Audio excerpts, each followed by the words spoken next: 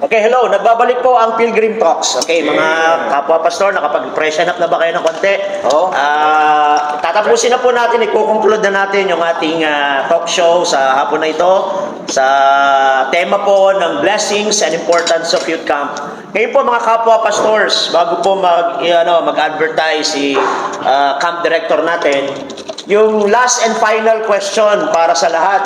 This time, hindi lang po mga young people ang magbe-benefit, pati mga parents.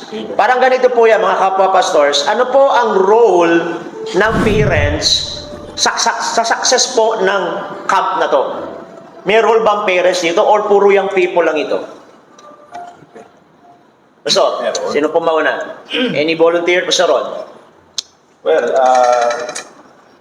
syempre, kung walang magulang, walang anak. Siyempre. Number one. Okay Oo naman. Okay na. Okay. Bilang mga magulang, Sila ang po-produce. sabi po ng Proverbs 22 verse 6, train up a child in the way he should go, and when he is old, he will not depart from it. Kaya bilang mga magulang, I encourage and challenge that we should do the responsibility that God has given to us to train our children or our child and apply the Word of God. Not just to be hearers. Sometimes po yun yung challenge sa amin ng mga pastor. Preach po kami ng preach, pero pagdating sa bahay ay kulang po ng encouragement yung mga young people. So Parang inaasa na lang lahat sa pastor. Parang ganon. Opo. Kaya let us be partners together in investing for our children, for our young people, for the next generation. Kasi sila naman po ang isang araw magiging adult, at para hindi na po paulit-ulit yung mga nangyayari na sumasakit yung ulo natin, kumbaga po ay we should level up, di ba? We should apply what we have learned para mas magaan na yung susunod na taon sa atin. So, bilang magulang, napakahalaga po yung role po natin according to the words of God, and that we are not to,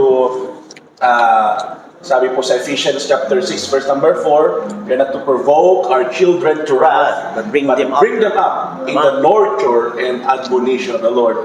And that's the best that we can do, is to support our young people to attend this youth camp. Yun, salamat Pastor. Ang ganda ng term na ginamit ni Pastor kanina, yung term na partners. Yes po. Yun naman talaga dapat Parents and pastors should partners together to encourage the young people, the young generation. Kasi doon sa Book of Judges nakakalungkot doon sa chapter 2, may mababasa ka na, ang sabi doon, they came next generation that knew not the Lord.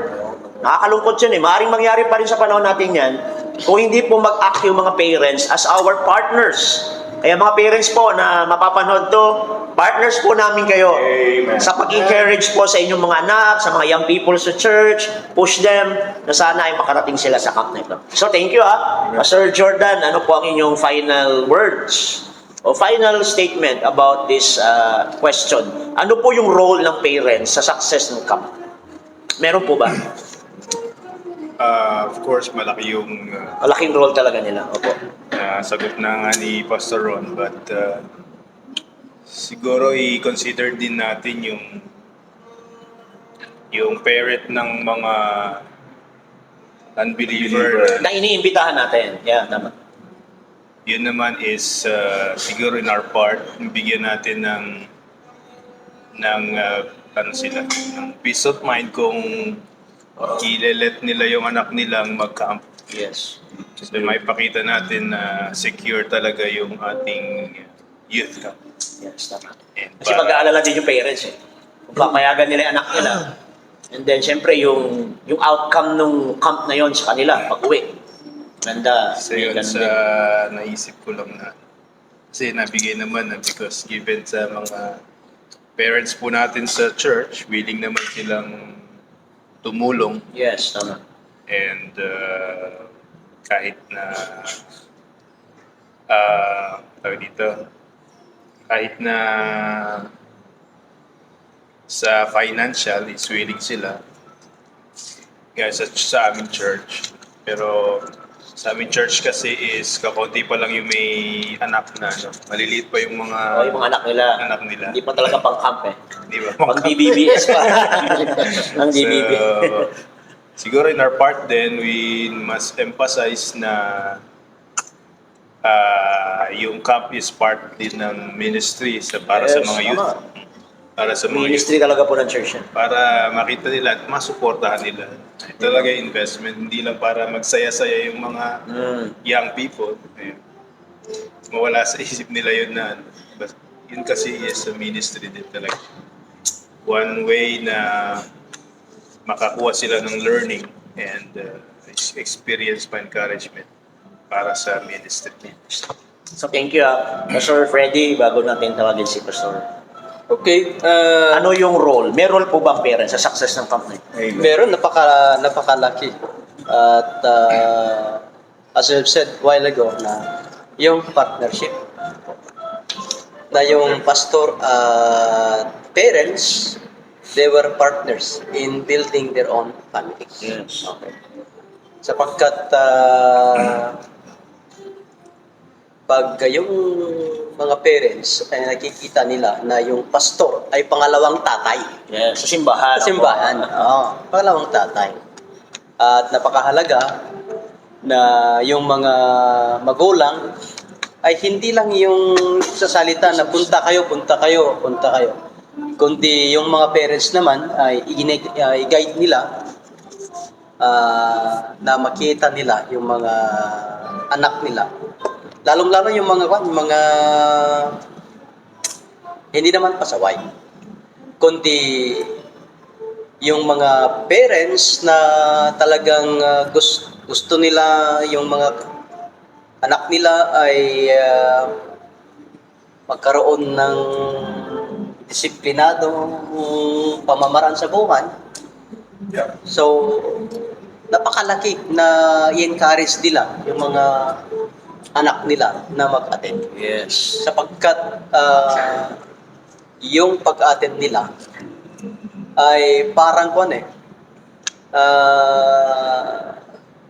isang aral na hindi nila makalimutan sa kanilang buhay. Katulad yung mga experience natin, O memories natin. memories natin. Yung Okay. summer camp.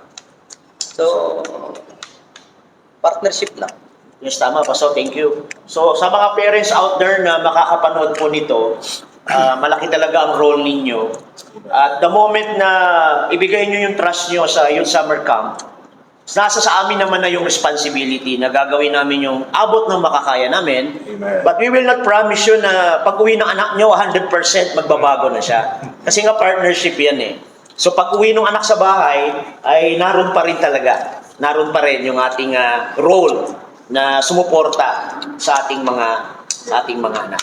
So, tatawagin ko na si Pastor Rodel para sa ating final moment, para imbitahan po tayo sa ating nalalapit na Youth Summer Camp. Pastor Rodel. So, ang role ng mga parents sa success ng camp natin ay first, dapat encourage nyo muna yung mga anak ninyo na umattend ng camp. Then tapos, dapat meron kayong trust sa mga pastors na sana magamit ang mga pastors na mabago ang buhay ng mga anak ninyo.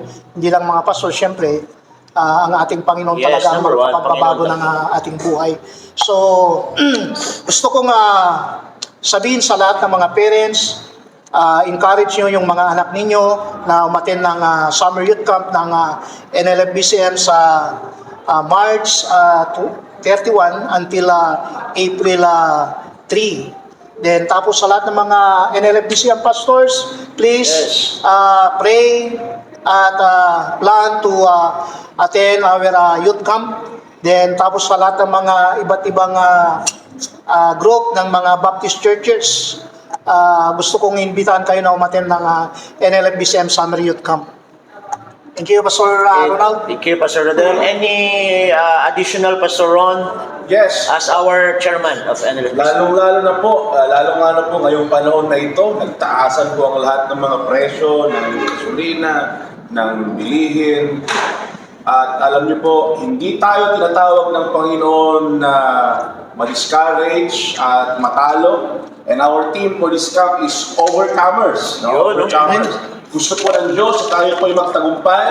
At alam niyo po, mas lalo po maipapakita ng Diyos ang kanyang kapangyarihan sa atin in our down moments. Yun. I believe, napakahalaga po na suportahan natin ang ating youth camp 2026 from March 31 to April 31. And see you there, and God bless us all.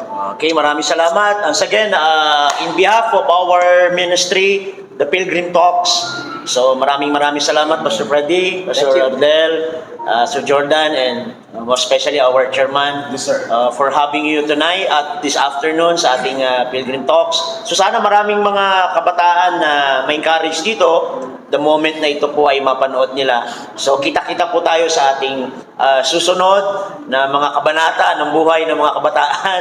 Hopefully ay makaproduce tayo ng maraming mga overcomers. Kasi yun yung tema natin dito sa camp na ito. So sa aming mga kasama pastors sa NLBCM, so please do pray and support this activity. Napakaganda po ito na platform para ang mga kabataan natin ay mag-guide po natin sila na matagpuan nila. Sabi nga ni Pastor Freddy kanina, matagpuan nila ang kalooban ng Panginoon Diyos. So once again, kita-kita po tayo. Maraming salamat. And once again, this is Pilgrim Talks.